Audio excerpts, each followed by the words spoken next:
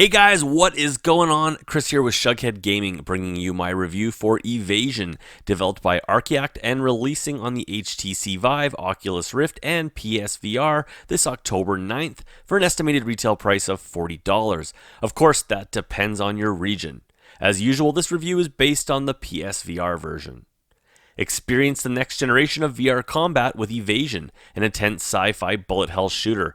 Play solo or team up with a friend as you run, dodge, and unleash devastating surge attacks as you fight your way through an action-packed story campaign. This is one of the most anticipated releases for PSVR this year. Did it live up to the hype? Let's find out. As always, guys, if you like this video, please hit that like button. And if you want to see more PSVR content from me, please consider subscribing. And for updates, hit that bell icon. As always, graphics are up first. Evasion, launching with pro-enhanced graphics, at first comes across as a spectacularly good-looking game on the PSVR. Visuals are sharp, draw distances superb, and levels are large, with survival arenas being particularly spacious. When first jumping into the game, I was immediately impressed with what Archact had managed to pull off on the PS4 hardware, and comparisons to Farpoint with the similar canyon locales were immediate. Weapon models are sharp, detailed, and animate well, as are the character models across all four classes. Walking up to a friend in co-op gave me that unique feeling only VR can deliver of actually feeling like you are across from a real person in this virtual space, which is only enhanced with our actual real-life heights being represented in the game. I'm not an overly tall guy in real life, so looking at my co-op partner felt unfortunately very realistic. So I may have given myself another foot in the game. After all, damn it, it's my virtual avatar, and I do what I want. I especially liked that the enemy classes with their different body armor was noticeable from the player's point of view, with the Warden representing the tank class having huge, bulking armored shoulders visible when looking over your in-game body. Enemy designs are very decent and look fantastic even up close, but do lack much in the way of creativity and personality. Special mention should be made, though, to the sheer amount of enemies presented on the screen at once. This is impressive considering the graphical sharpness and the inherent demands of VR. Now, like I said, the game looked spectacular at first, for as my playthrough went on, some of Evasion's smoke and mirrors visuals did start to show through. Throughout the 9 campaign stages and 3 survival maps, visual monotony started to set in fast and hard, with reused textures, structures, and entire sections of levels being used constantly and causing a bad case of deja vu. After 2 missions, I had seen everything the game visually had to offer across the entire campaign and survival stages, and it left me bored and dying for some variety. Unfortunately, this lack of variety was also felt in the enemy variety, with enemy models being recycled throughout the game, with only the odd larger baddie to mix it up. The often mentioned level destructibility is also a swing and a miss, with only the odd small wall breaking apart under fire in a less than convincing way. Lighting effects, while impressive when firing off your energy weapons, unfortunately do not carry over into much of other parts of the game, with Farpoint's use of god rays, smoke, and shadows being all but completely absent here. Lighting and other effects in Evasion are more often than not used to camouflage the use of the repeated level designs and textures by covering them in a fog or different lighting levels, really lacking the organic nuances of Farpoint's more sophisticated lighting engine. All in all, Evasion is still a very attractive looking game, and especially on the PS4 Pro, but it runs out of visual ideas far too quick and instead comes across like one level padded across an entire campaign. And that brings us to sound.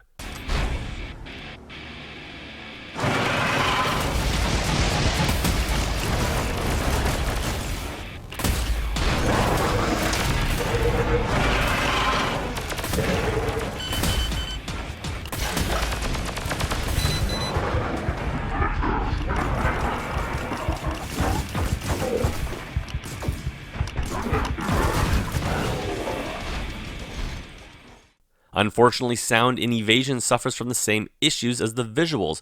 What is here, whether it be weapon sounds, explosions, or voice work, is done extremely well, but it gets old pretty quickly. The lack of weapon variety across all 4 classes has you basically hearing the same repetitive blast, blast, blast over and over again for the entire campaign, with enemies and their weapon sounds not really sounding a whole lot different either. The result is a very competent 3D audio mix beaten down with monotony. I longed for more moments like the impending attack from the rolling droid-like enemy, with their distinct sounds being heard as they rolled down the canyon towards you. Instead, much of the enemy encounters come off fairly bland and just fade into the sound mix of laser blasts, explosions, and generic 90s metal. Yeah, the music. This may have worked for the Doom series, but here in Evasion, the guitar-driven soundtrack falls flat and sounds incredibly uninspired. In fact, I honestly can't tell you if there was more than one track, as it all sounded the same and came off as poor, licensed-free filler music. And this is coming from a metalhead, so it's not a conflict of taste here. Other sound aspects are hit and miss, with sounds properly communicating to players if a tether is healing them 1 minute, but then not telling them if a comrade has fallen in battle and requires attention. With online players not always using mics and talking to one another, it's up to the sound mix to fulfill these needs.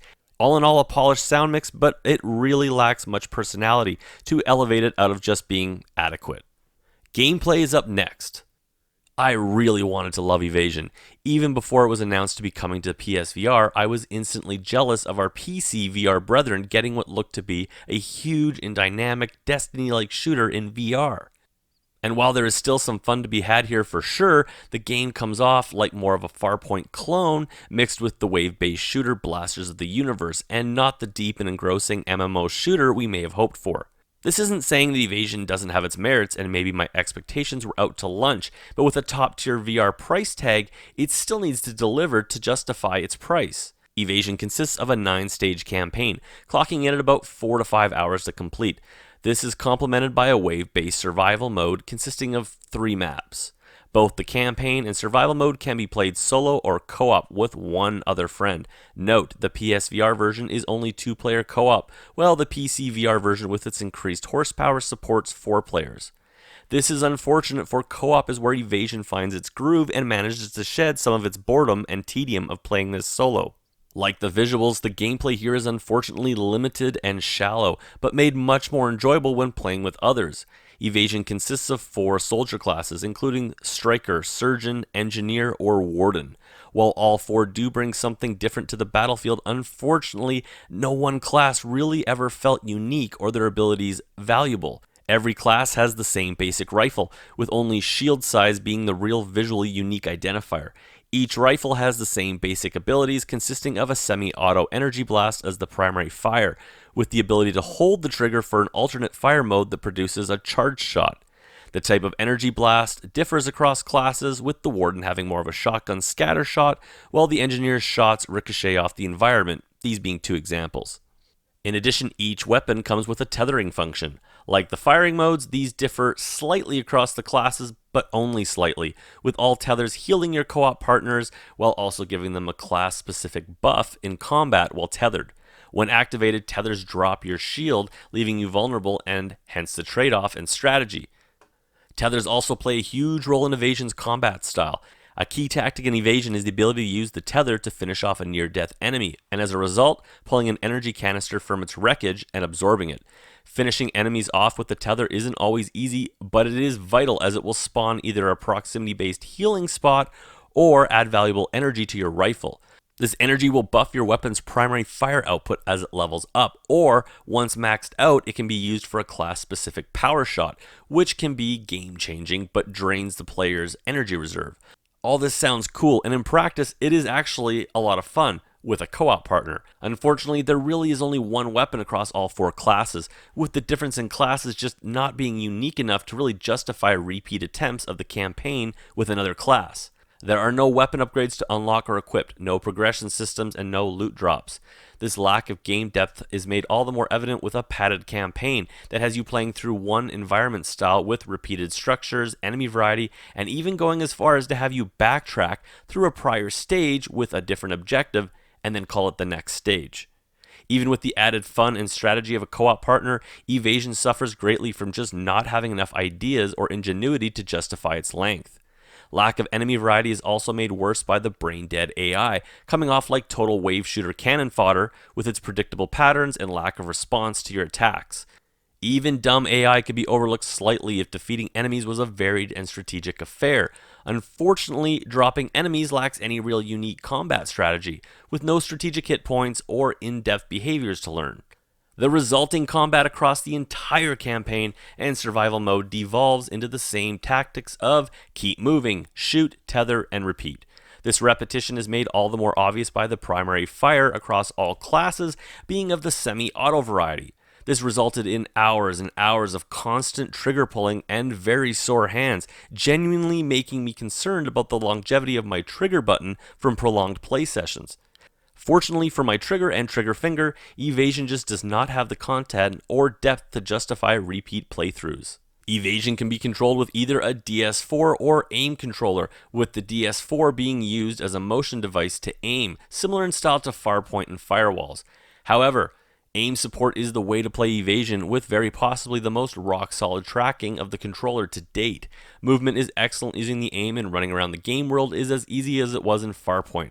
For those worried about motion sickness, you will find a multitude of comfort and movement options, so no worries there. Evasion can be played seated or standing, with a moderate amount of room being required to facilitate quick aiming movement up, down, and around. And that brings us to fun factor and my final review. Yes, I realize I'm coming off very harsh on this game, and this is primarily due to the great potential this game so obviously had, if only it had been more fleshed out beyond that of a simple wave shooter with full locomotion. I mean, the game's story is even completely forgettable.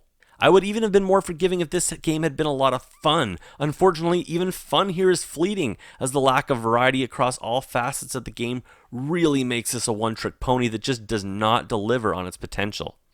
As you guys know, I rate games on a basis of buy, wait for a sale, or burn it to the ground. Evasion is a wait for a sale, guys. This is priced in the same league as the recently released Firewall Zero Hour or Astrobot, and almost twice as much as Creed Rise to Glory. Unfortunately, this game just doesn't belong in the same sentence as those games, and instead has more in common with Bravo Team and its overly simplistic and repetitive gameplay. Is this a fun co-op wave shooter to jump into with a buddy and your aim controllers? Absolutely, but I say wait until this game drops to at least $20, where its content delivery is justified. That's it for me, guys. If you like this video, please hit that like button. And if you want to see more PSVR content from me, please consider subscribing. And for updates, hit that bell icon. I'll catch you guys in my next video.